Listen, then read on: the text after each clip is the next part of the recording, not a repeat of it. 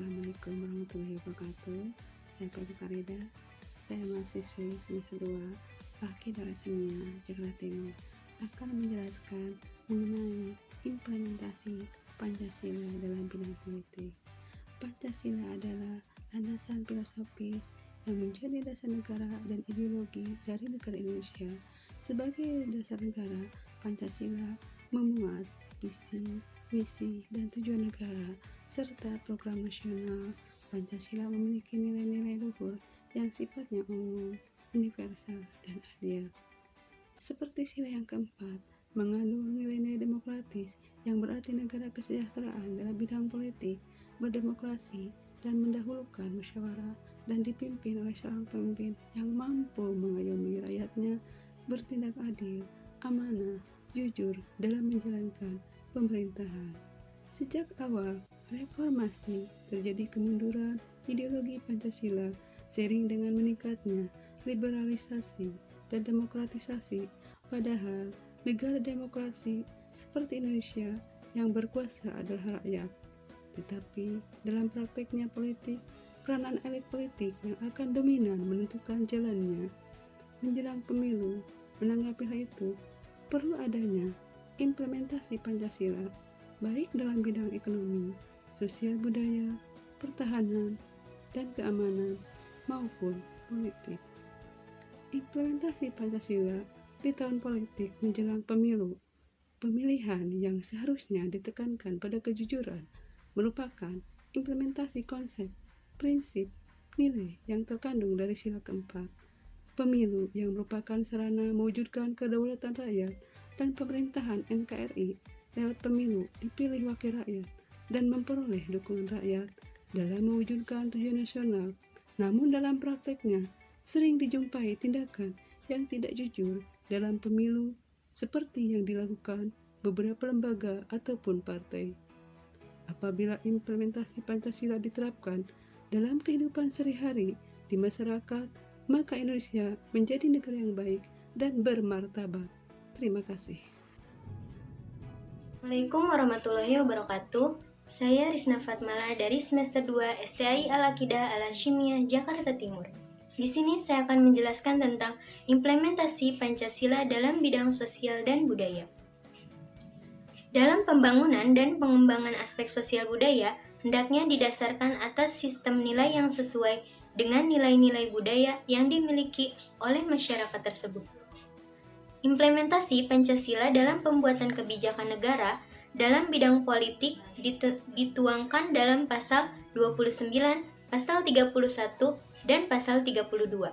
Pasal-pasal tersebut adalah penjabaran dari pokok-pokok pikiran ketuhanan yang Maha Esa, kemanusiaan yang adil dan beradab, dan persatuan masing-masing merupakan pancaran dari sila pertama, sila kedua, dan sila ketiga Pancasila.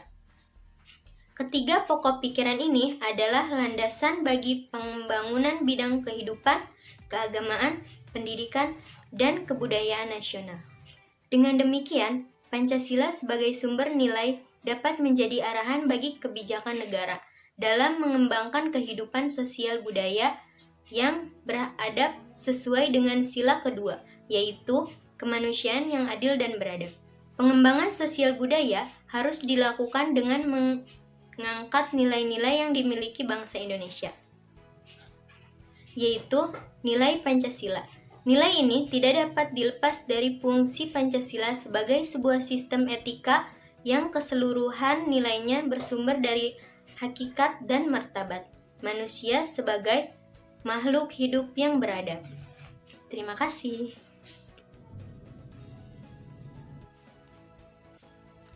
Assalamualaikum warahmatullahi wabarakatuh. Saya Santika Farha dari semester 2 STAI Al-Aqidah Al-Hashimiyah, Jakarta Timur akan menjelaskan tentang implementasi Pancasila dalam bidang ekonomi.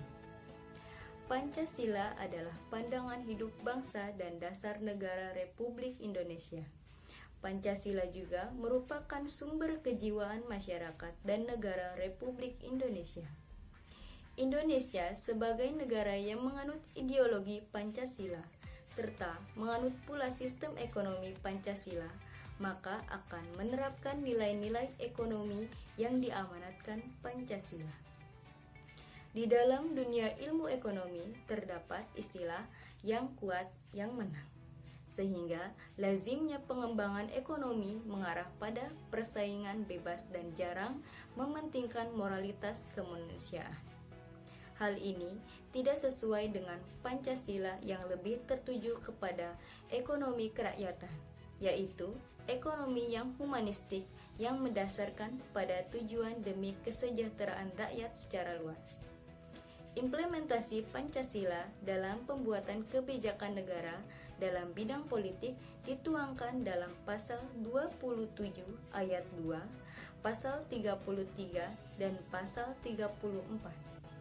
Pasal-pasal tersebut adalah penjabaran dari pokok-pokok pikiran kedaulatan rakyat dan keadilan sosial yang masing-masing merupakan pancaran dari sila keempat dan sila kelima. Kedua pokok pikiran ini adalah landasan bagi pembangunan sistem ekonomi Pancasila dan kehidupan ekonomi nasional. Berdasarkan pokok-pokok pikiran tersebut, maka pembuatan kebijakan negara dalam bidang ekonomi di Indonesia dimaksudkan untuk menciptakan sistem perekonomian yang bertumpu pada kepentingan rakyat dan berkeadilan.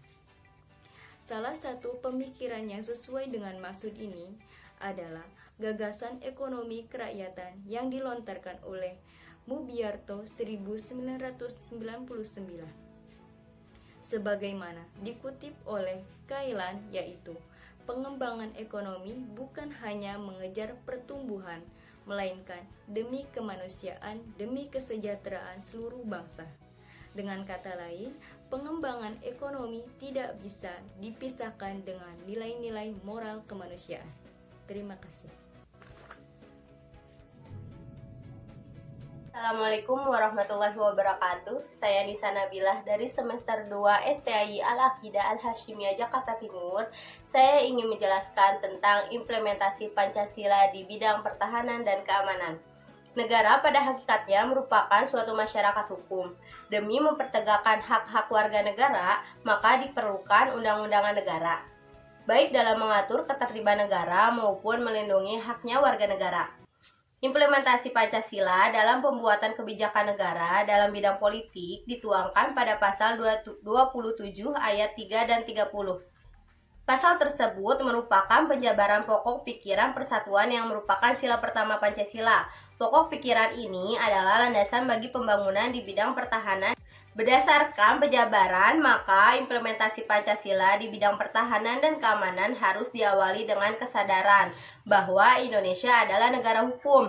Pertahanan dan keamanan diatur dan dikembangkan menurut dasar kemanusiaan, bukan kekuasaan. Dengan kata lain, secara sistematis, pertahanan dan keamanan negara harus berdasarkan pada tujuan tercapainya kesejahteraan hidup manusia sebagai makhluk Tuhan yang Maha Esa pada sila pertama dan sila kedua. Pada sila ketiga, berdasarkan mewujudkan kepentingan seluruh warga Indonesia.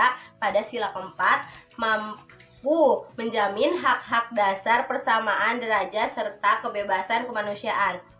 Untuk mewujudkan keadilan hidup masyarakat, maksud dari semua sila yang saya jelaskan tadi, agar pertahanan dan keamanan dapat ditempatkan dalam konteks negara hukum, sehingga menghindari kesewenang-wenangan negara dalam melindungi dan membela wilayah negara bangsa, serta dalam mengayomi masyarakat.